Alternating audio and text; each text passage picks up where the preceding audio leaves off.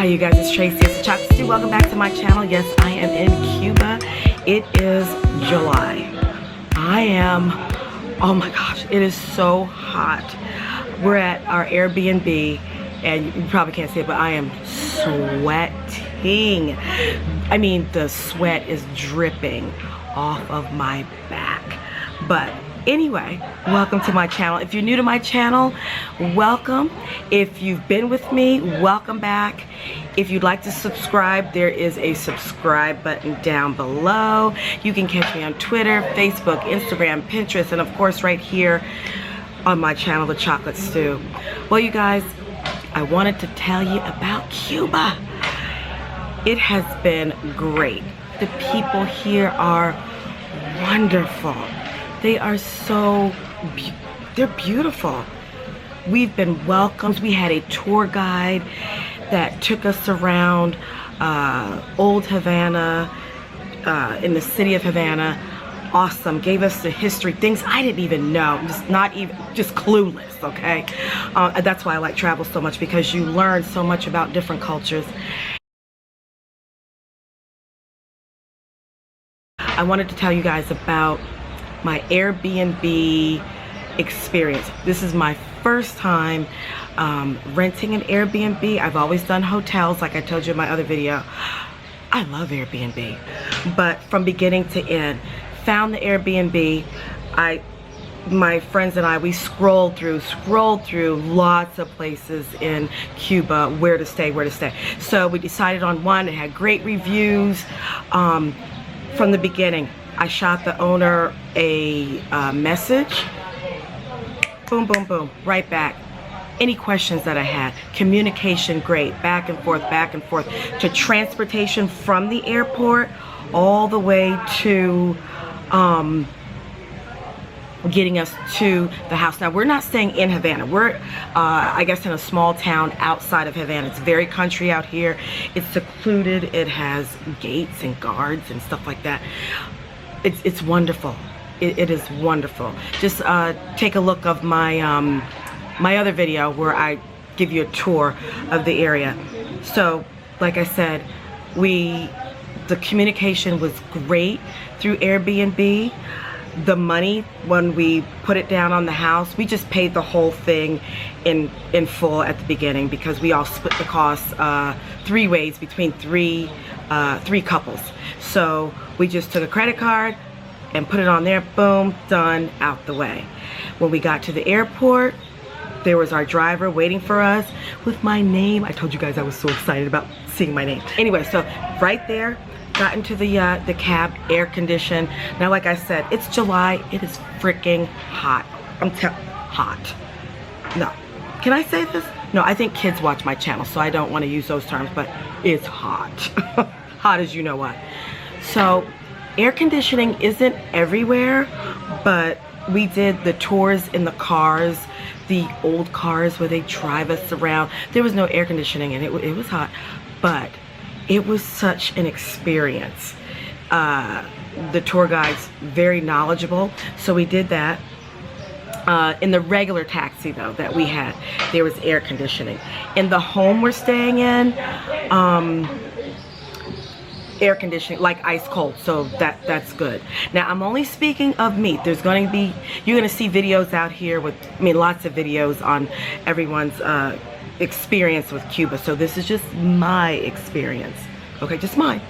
Now, you need to come to Cuba and see for yourself, because you're going to have a different experience. But I'm just trying to give you a general idea of what to expect, at least in July.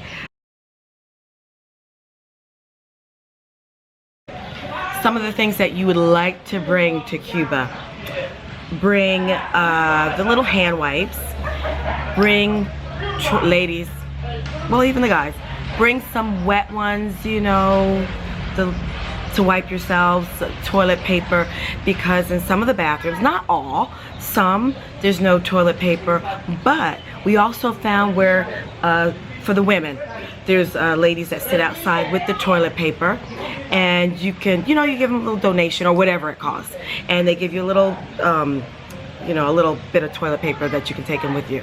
So, but I'm just giving you a heads up. bring some toilet paper. Also, bug spray if you're gonna be out at night. I just brought a little thing of off that I use because, like I said, we're in the country. I needed some off because of the mosquitoes, so don't forget that either.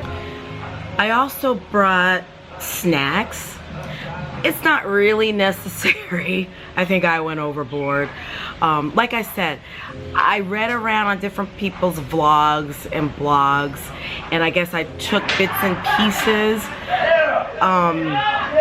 to help me out with my travel to Cuba. And that's why I tell you guys, you listen and you learn from other people, but the best teacher is your own experience.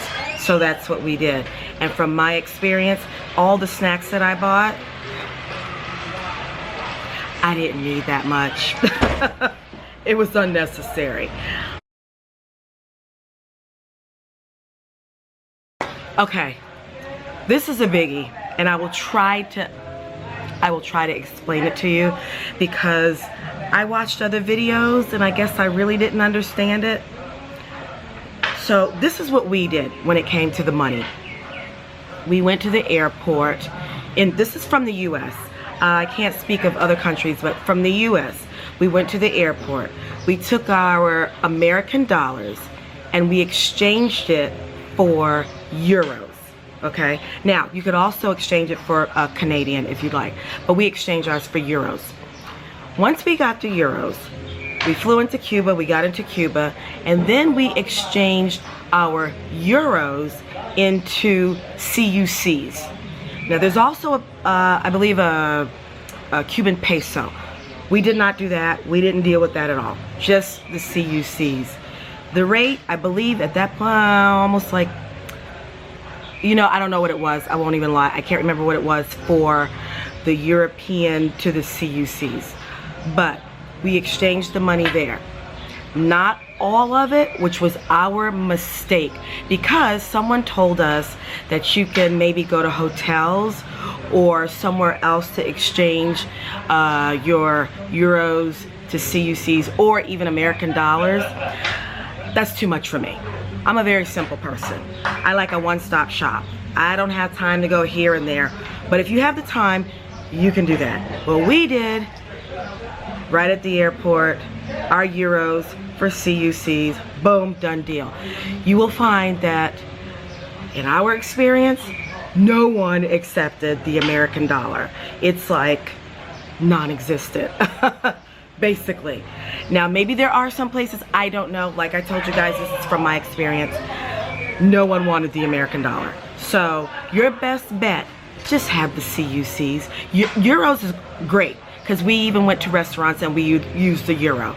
Canadian, I'm not sure because I didn't exchange our money into the Canadian money. So that's what I can tell you from our experience. Check around on YouTube and other people's blogs and see what they did. That's just what we did.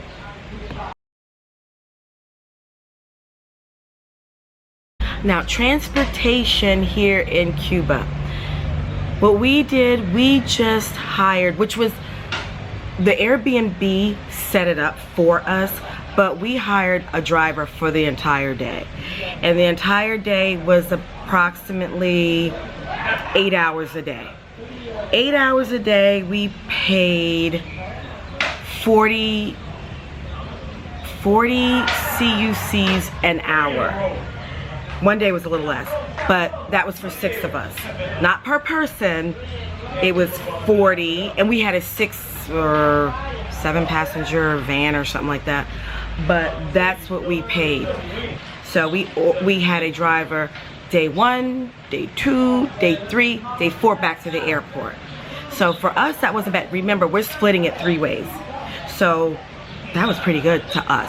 Now, I'm sure other people that have been to Cuba, maybe they found cheaper prices and maybe they got taxis. I don't know about any of that. If I did, I would definitely share, because one thing I love to do, anything that I find out, you guys, I love to share. I will tell you. I don't want you to go to places blinded. Some people don't like to share, you know, you got those friends, some of those friends that don't like to share their information. You know, hey, you know, you see their hair like, oh my gosh, your hair is so nice. Well, I'm not going to tell you where I got it done. I'm not that person. I am going to tell you, okay? I'm going to tell you.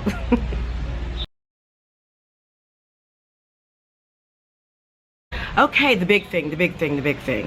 The water. Everyone, the water. Now, from my experience, from our experience, we did not drink the water. The only water that we drank was bottled water. They had bottled water and juices and drinks in the house for us at our Airbnb. And when we went out abroad, like to Havana, they had, we would order still bottled water. If you like the tap water, you can. According to our guide, he's from here. His stomach, I guess, has adapted. So he would boil the water, he said, at home, I guess cool it, whatever, and then drink it. But he's already adapted to that. With us, if you're not used to it, yeah, it may tear your stomach up a little bit. But that's an individual, it's your choice. It's your choice. We did the bottled water. I suggest you drink the bottled water too. Just saying. Hey, we washed with it, we were fine. We didn't brush our teeth with the tap water. We used the bottled water still. But it's your choice.